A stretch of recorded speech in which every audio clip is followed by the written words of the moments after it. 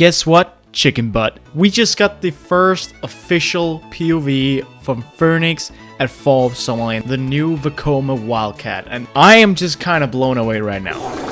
Now we finally have a proper first look at how Fønix is actually going to run, how the layout is going to be, and how much speed and power is going to be packed throughout this layout. I have been incredibly excited for this POV ever since I did my reaction video over half a year ago. In that, I very shortly kinda analyzed it, but then again, not really. But now that we finally have an actual POV, and from multiple angles, I think it's finally time to really analyze this coaster. How good is it actually going to be, and is it really going to be one of the world's best Vekomas? Spoiler alert, yeah, I want to go through the layout and look at every single element, and just look at how it actually goes through that element and anticipate the kind of forces that we might feel there. You can really look at this as my official analysis of Fønix. Boy, am I excited. I'm just a little more than 10 weeks away from riding this, and I can't contain myself. Of course, we need to consider the fact that it's January right now, which means that it's cold. It's also not been run in, so the coaster is pretty much running at its slowest that it's ever gonna run at right now. Basically, what I'm trying to say is this POV is slower than it's gonna end up running, and I am already blown away because this POV already looks hella awesome. It looks like a fucking banger. And I can't stop thinking that if this is how it runs now, then how the hell is it gonna run on a warm summer day in the late afternoon with a full train? I mean, it's gonna be fucking nuts. After this got announced, I personally had a concern as to how fast it was actually gonna run. I saw two options. It could either be kind of like Leg Coaster or Abyssus. Leg Coaster turned out to be really fast and really powerful and absolutely living up to the hype of it. Whereas Abyssus was a bit of a flop. Abyssus turned out to be a lot more mild and almost sort of boring for a lot of people, even though that it was hyped up quite a lot. Well, I think it's pretty safe to say by now that Fønix is not gonna end up in the Abyssus category. This is looking like it's gonna get close to Leg, not in regards to forces, but in regards to our expectations. So let's kick off this gosh darn freaking POV, boys. We start out with this insane pre-drop. This is one of the most insane pre-drop sections I've ever seen. Look at the airtime here. I'm gonna shut up now. The first drop already looks great. In the front, it looks like you're gonna get a bit of forward hang time into your vest restraints, and then you get a quick, fun pop of airtime at the end of the drop.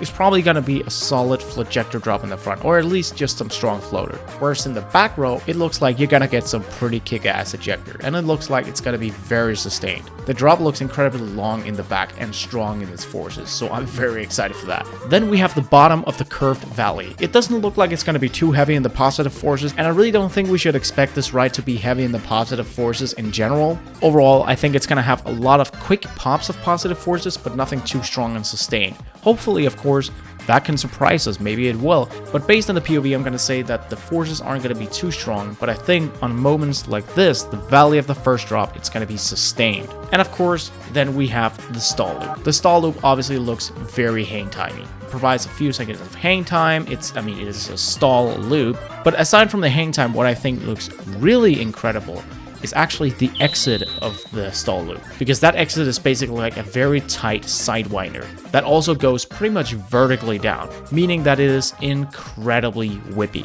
Already in the front, it looks like it's gonna have a solid whip, but in the back row, it looks borderline insane. This whip looks like it's gonna be absolutely incredible. Then we head up into this twisted camelback turnaround thing. It looks like it's gonna have some nice whip in the beginning, not too strong like the previous freaking element, but really solid, and maybe with a very quick pop of positive forces before we head up into the actual camelback, where it looks like you're gonna get some nice ejector in the front row and perhaps some strong floater in the back row, before it then twists to the right, and then it actually looks like this might be the strongest part of the ride in regards to positive forces, but it's a bit hard to say whether or not it's actually going to be that. But to me, it looks like it really packs a punch in this turn. After that, of course, we have the hardline roll, and that looks fucking nuts. I've talked before about Blue Fire's hardline roll being my favorite inversion on a coaster I've ridden, and this looks like it's gonna rival that. It looks very whippy, so I'm expecting this roll to straight up give some ejector airtime through it. This inversion looks awesome. Then it looks like you're gonna get a few more good positive forces up into the beginning of this twisted double down, and when you actually go into the double down, it's very much like Fury 325's the turnaround. It's gonna twist while still going completely straight, and I think that's gonna give some weird lateral forces and also a bit of airtime. Then you go into the second part of the double down, and that looks like it's gonna be ejector all around. It looks like a stronger version of Silver Star's drop off the mid-course. Then we have the one element that is purely just there to shit on Piraten, and I fucking love it. This twisted bunny hill very much reminds me of a super small version of Lek Coaster's massive twisted camelback. It looks like it's gonna give a solid yank through it with some great airtime and a very good whip throughout the entire train. It is incredibly low to the ground, and I think the whip itself is gonna provide more of the airtime than the actual bend of the hill. I don't know if that makes any sense. Doesn't matter. It's gonna be great. And then, of course, there is the corkscrew through the station. It looks like it's gonna be pretty much just as good as Lek Coaster's inversion through its station. I don't know how Lek's inversion is, but this looks like it's gonna give some good whip, as well as some really close head choppers. This is gonna be one of those moments where you're really like, should I keep my arms up? And Lord knows that Denmark likes having coasters where you really shouldn't have your arms up. Like, no joke, do not raise your arms in this tunnel. You will lose your hands. Then it also looks like you're gonna get a quick little amount of positive forces after this inversion, and then we move into the second half of the ride. And I think this is where the second half begins, because now we're done with inversions.